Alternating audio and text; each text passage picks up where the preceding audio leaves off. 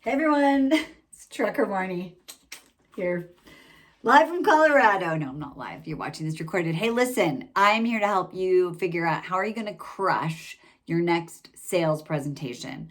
Whether that is as a salesperson in corporate, whether you are trying to sell an idea or you actually have a product or a service and you're a coach and you need to enroll a client. So here's the thing, I have been in business for 15 years. I started as a nursery school teacher with zero experience selling anything.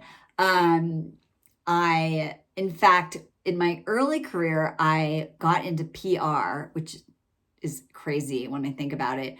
But this is where I learned the belief that I wasn't good at sales. And it's because of this. So there I was like 22 years old and I was working in the Loop in Chicago. And I was working at this PR company. And the whole culture there was like, if you signed in before it was light out and you signed out when it was dark out, you were like a top performer at this company, right? So it was very performance oriented, meaning the more you sold, the more hours you worked, like you were a winner, chicken dinner, right? And so I was 22 and I went to work every day and I was doing publicity for commercial real estate developments, mostly retail, like shopping malls. I was never trained. I did not know anything about it. I was not interested in that whatsoever. And so here I was trying to pitch stories about these shopping malls and completely like getting rejected day in and day out to the point where after 2 months, I quit. And that's where I got this giant limiting belief. Like I suck at sales. I hate sales. I don't want to ever sell. And then I found myself a few years later having a freelance copywriting marketing consulting business in Chicago, where suddenly I loved what I was doing. I loved copy. I loved marketing. I loved selling. I was working with trade organizations, trade associations. Chicago happens to be the second largest home base for trade associations. And I was helping these executives who were like twice my age figure out how to get more members, how to get people to their conferences. And I crushed it. Because of the things that I'm going to tell you in this video that will make you an amazing salesperson, enroll someone in your idea. Because honestly, it doesn't require natural talent. It's something that can be learned and something that comes from within. So most of us, when it comes to doing sales or making a presentation or asking for money, or if you're working for a foundation or getting even someone to do something for you, right? To influence someone. We get really nervous. We get really scared. We go into these thoughts like, well, what if they say no? What if they think I'm salesy? What if they think I'm pushy? What if they don't like me? What if they think I'm weird? What if they post about it on social media?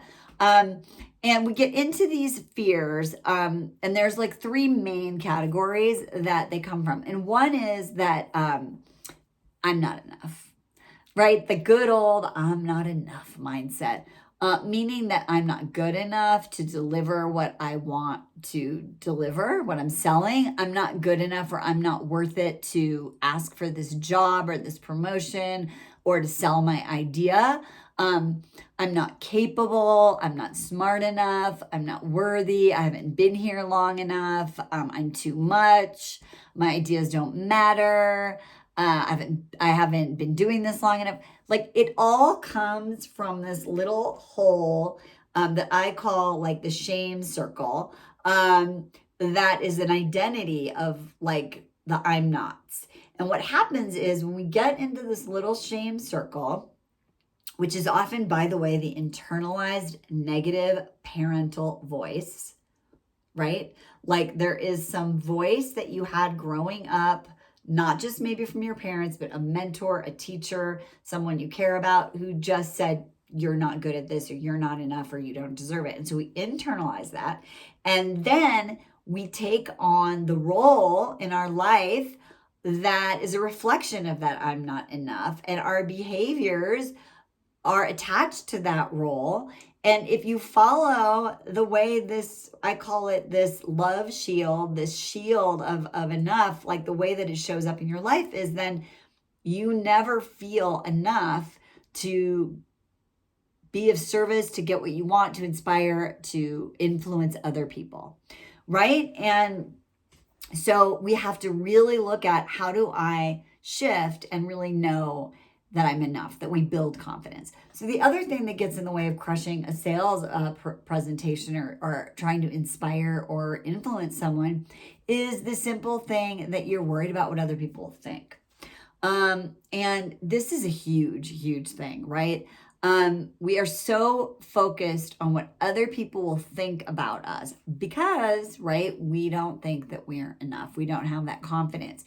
And so we futurize and we catastrophize based on any previous experience, right? Like there was me, like, I don't want to sell, right? Like I'm bad at it.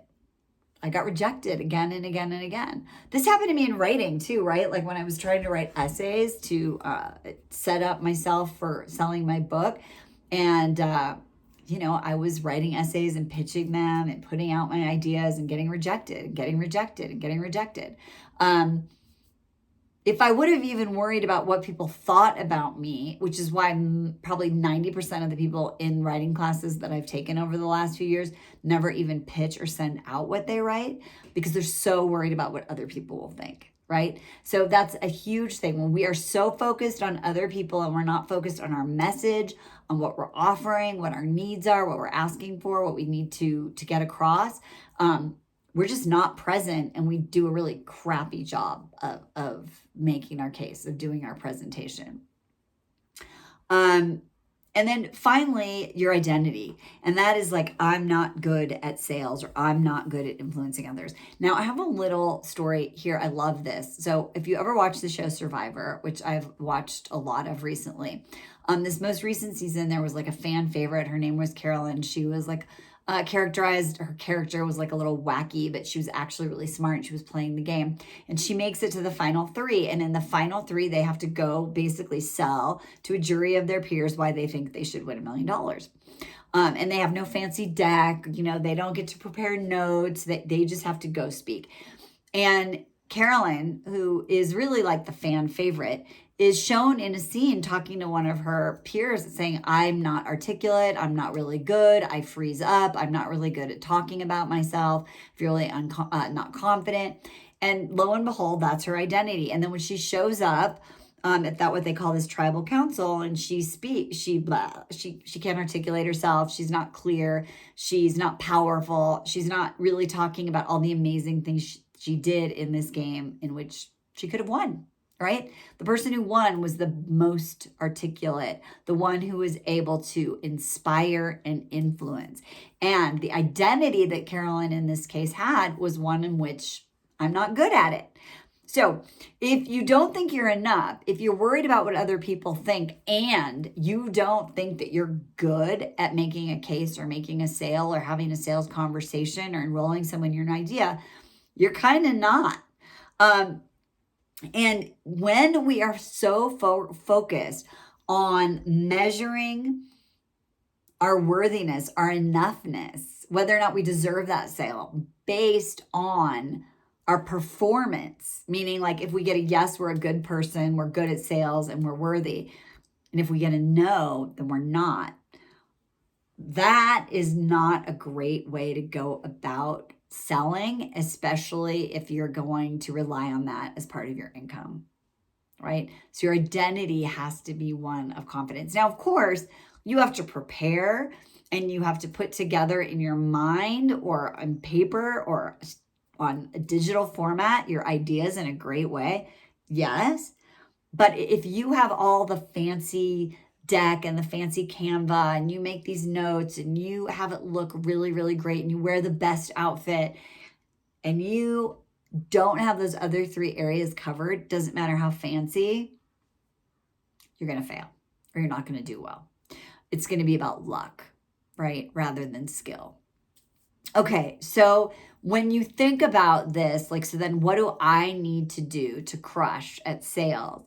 One of the first questions that you can ask, and you can think about these 3 areas, which is, I'm not enough or I'm too much, right? That shame message, your identity, and you're worried about what other people think.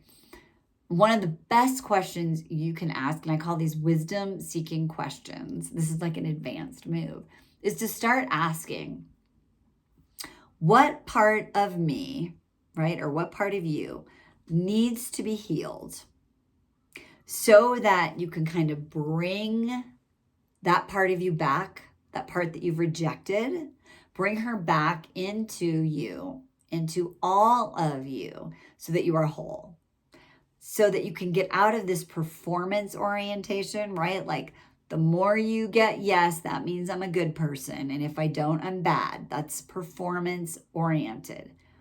What part of you do you need to heal or bring home that you've rejected or cast out of yourself so that you can be whole and approach your sales conversations trying to inspire or influence people from a place of you being completely whole, healed, and aligned? So let's go into how do we do this. So number 1 is we want to switch from what we call a performance orientation to a mastery orientation.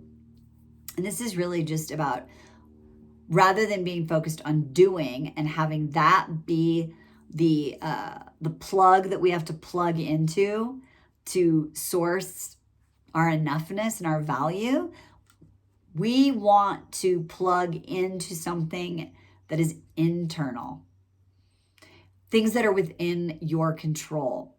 So in a mastery orientation, we measure our success, and we're just going to use that word, but we measure based on not just winning the sale or getting our way, but rather by measuring things that we're in control of that are really more around us being more of who we are in the sales conversation, really showing up confident, knowing our value, being of service, being able to articulate it, being prepared, not focused on what other people are thinking, right? So when we're in mastery, everything is in our control. So whether we get the sale or not, we understand that in those ways, we're winning every time.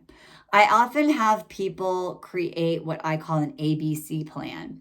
And that means that your A plan is like, I perform at the highest level because I am being the most of myself that I can be, the best version of myself, and I get the sale, right? Or I get what I need. The B plan is I perform and I'm confident and I do me, but also I'm sort of like looking at other people and I'm noticing if they're reacting a certain way.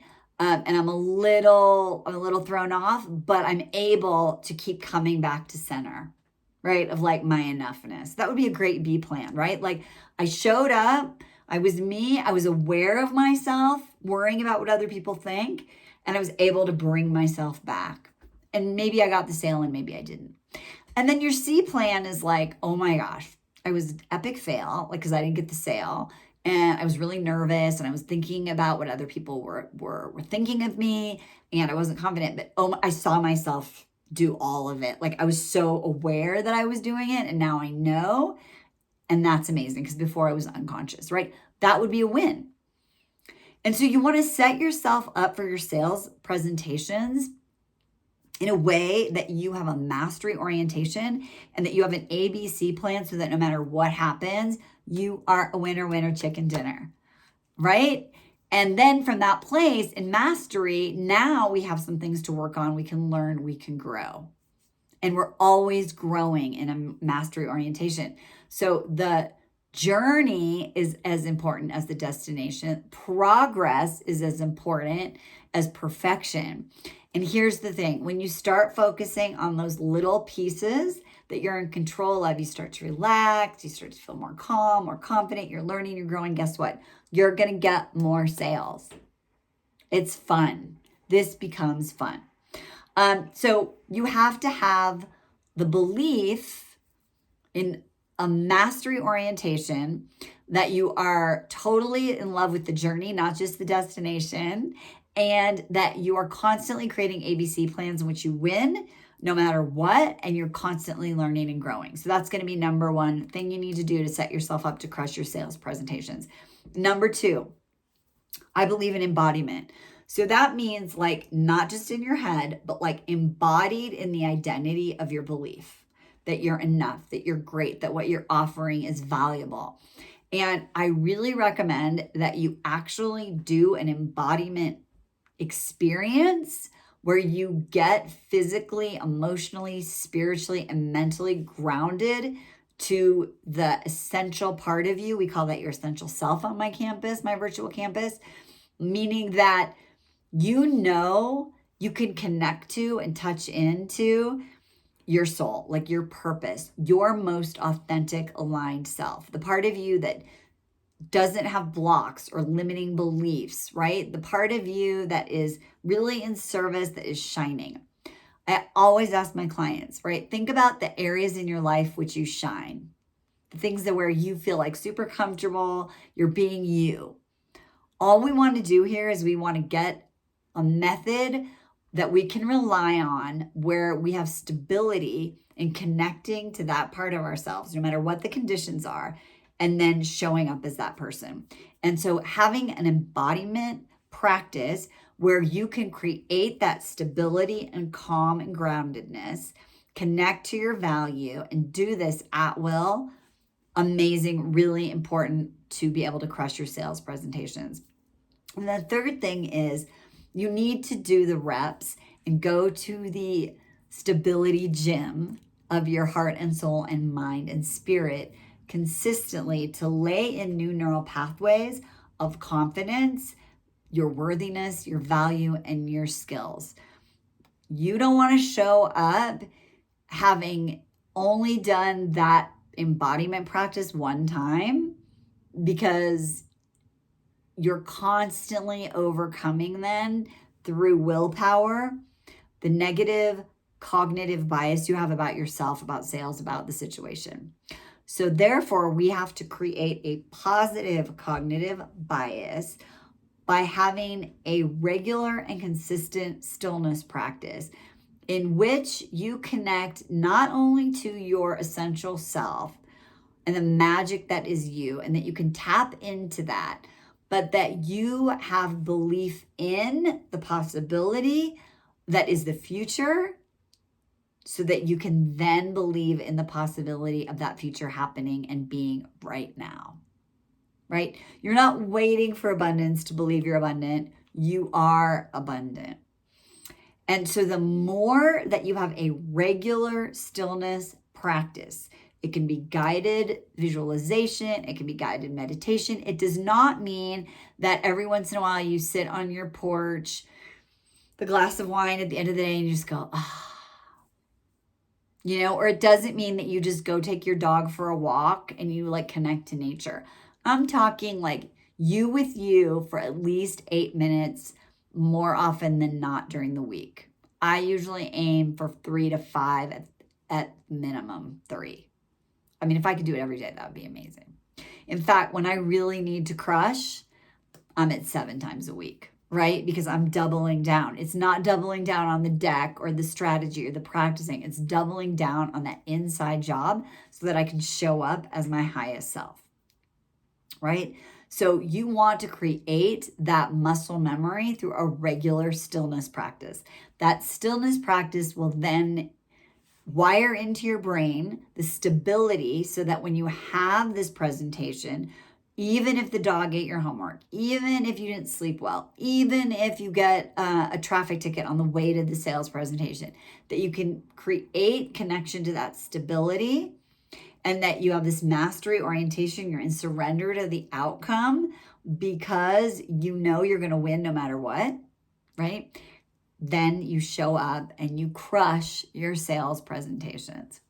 I have a client who's been really working on this recently, and we have been working together, and She really understood the power of the stillness practice because I sort of asked her, she was like inconsistent with her sales. And I was like, what? She was doing better for sure, right? In a mastery orientation, really working on confidence. We talked a lot about belief.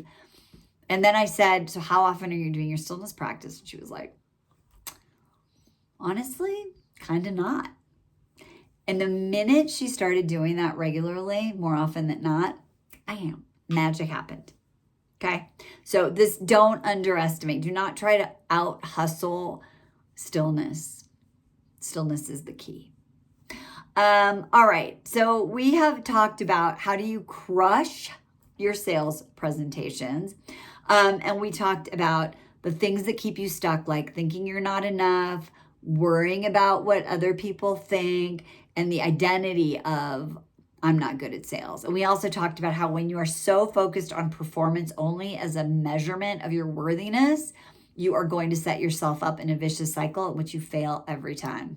You'll get more nervous, feel more self-doubt, and be less productive and successful. So what we need to do is we need to flip it to a mastery orientation. We talked about that, right? And the 3 things we need to do is we need to have a great belief system, and that's through creating an ABC plan that works for you. We talked about being able to have a moment of embodiment before we actually go in and do this work, and we connect to service, and we connect to our enoughness and our wholeness. And then finally, we lay in the groundwork on a daily basis, if we can, at least 5 times a week, minimum 3, of a stillness practice where we connect to our possibility, to our capability, to our wholeness, to our worthiness, and to the truth that you deserve and that you are good at creating and influencing, inspiring, so that you can live your best life. So if you would like help optimizing your big work, big life framework, DM me. You can DM me on Facebook, Marni Battista, 2 T's. You can DM me on Instagram, Marni Battista _. Bottom line, I want you to understand you are closer than you think to massive success, right? And all the strategy and the decks and the classes and the learning and getting really focused on the right sales structure. Great things. We work on those things. But it's the internal pieces that are the biggest lever you can pull in your life to create massive success in the shortest amount of time possible. All right. Questions, comments? Leave it below.